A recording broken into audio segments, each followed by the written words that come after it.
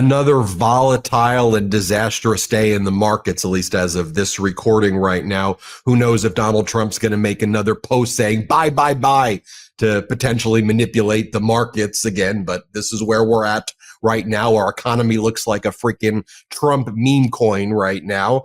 And what are the MAGA Republicans saying about this? Oh, they think it's absolutely great. They love the American economy looking like the $ Trump or the $ Melania meme coin. Here's MAGA Republican Congress member Carlos Jimenez. Here's what he's got to say. He goes, no manipulation. I was sitting with a stockbroker and this is cool because I'm sitting with a stockbroker. Apparently that means no market manipulation. Here, play this clip. President put out a post on Truth Social at, 9:18 a.m., or 9:37 a.m., I should say, where he said, this is a great time to buy.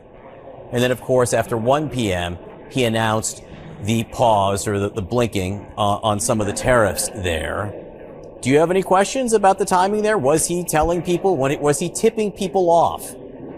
Was it market manipulation? No, actually, we had lunch with a major stockbroker, from New York, and we were talking to him about this tariffs and all that. And then one of the things he said was, it's time to buy. And he had no idea what was going to happen later. I mean, look, you buy when the market is low, and the market.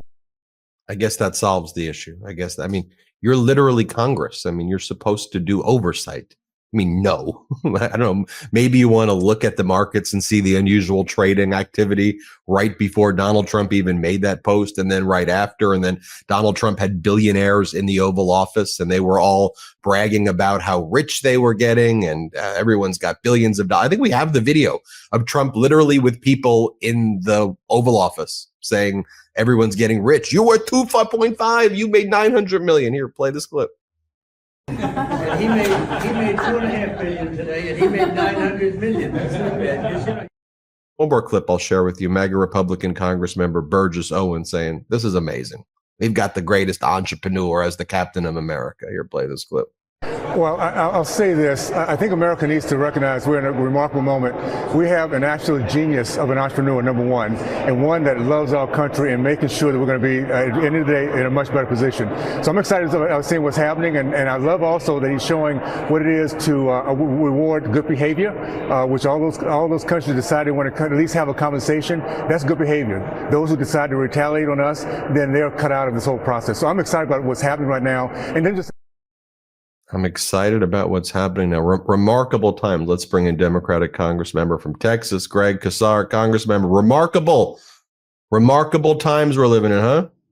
It's just remarkable how much a culture of corruption has completely infected and taken over the entire Republican Party. Look, this is all part of the same story. They crash the market and then open it up to insider trading, so that, members of Congress, K Street lobbyists, the billionaire donor buddies of Donald Trump can cash in after everybody's retirement accounts got screwed over. They put out these sorts of crazy blanket tariff proposals, and then you've got the president's son out there basically saying, I'm here ready to accept bribes or a deal from foreign leaders and foreign oligarchs. They are, same thing with the whole Doge scam. They are threatening your Social Security and your health care, all in order to pay for billionaire tax cuts. So at the end of the day, this is all about basically taking your hard-earned money and giving it to themselves or funneling it to their buddies. That's all this is about. While that market manipulation appeared to be going on, while the markets, as of this recording, as I said at the beginning, it's tanking right now, but it trades like a Trump meme coin. Is he going to do a post, another pump and dump? Like, what the heck is going down? Well, all of this is going on. The priorities of the MAGA Republicans in the House and Senate was to put forward this budget, to take the Senate's budget plan, which looked nothing like the House's plan, but then pretend that they were somehow similar and pass it. I guess the only area where they were similar is figuring out how to give the most tax cuts for the billionaires. I think they had disagreements in how to conceal it.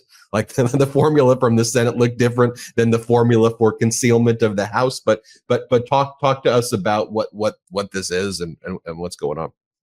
What they have spent the last couple of days fighting about on the Republican side is how much to destroy your healthcare to pay for billionaire tax cuts, how much to destroy Social Security and the Veterans Administration in order to pay for billionaire tax cuts.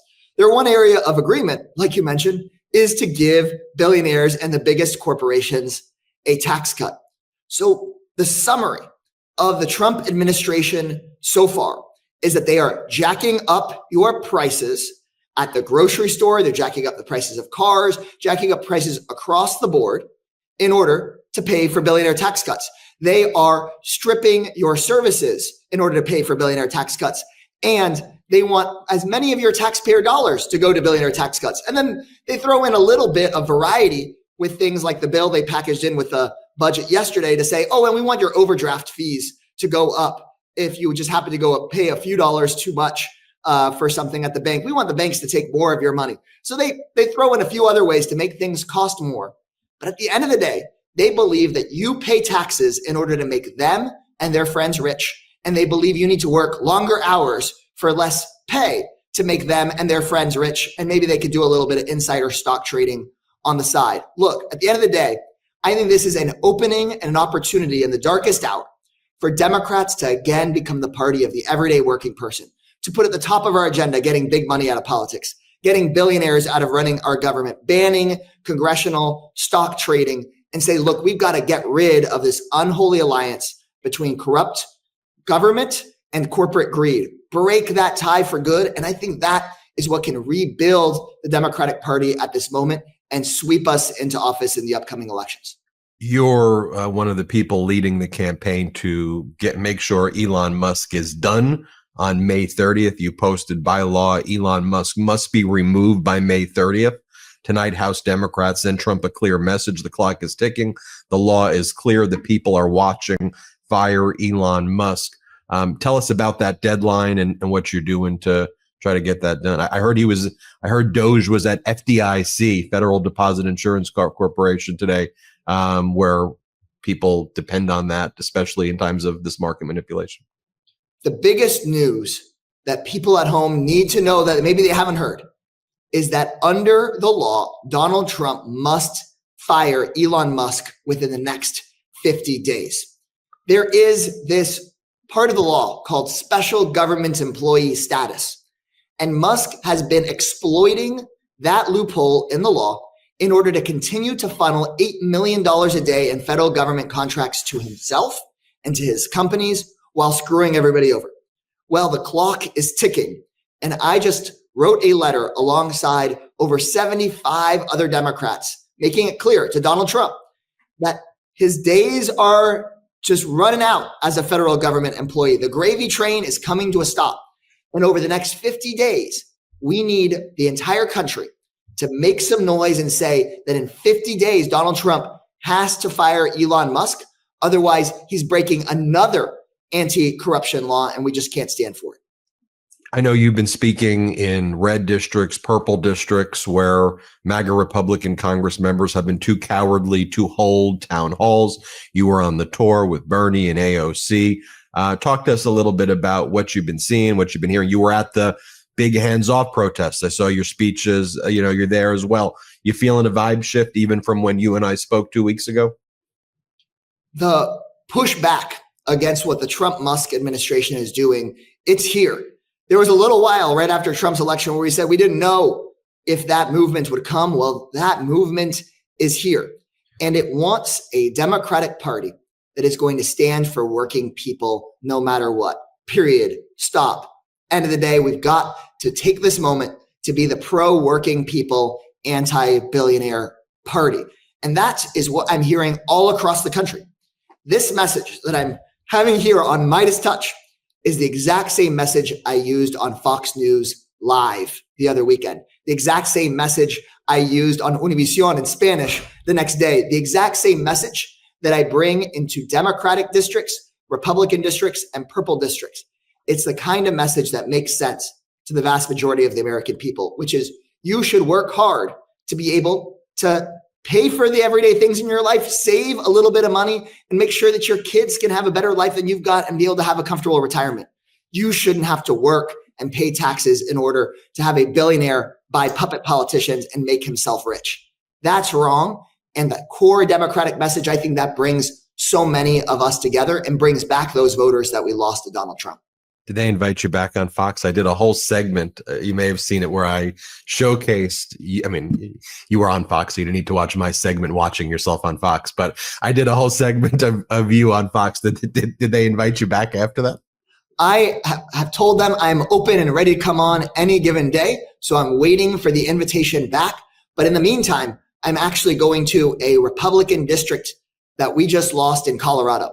We had a great Democrat in that seat, and we lost it here when Donald Trump won the presidency. I'm headed to that Republican area outside of Texas. I've been doing this in Texas. I'm headed across the country to go speak to those independent and Republican and disaffected voters and let them know that we can be the kind of party that includes them.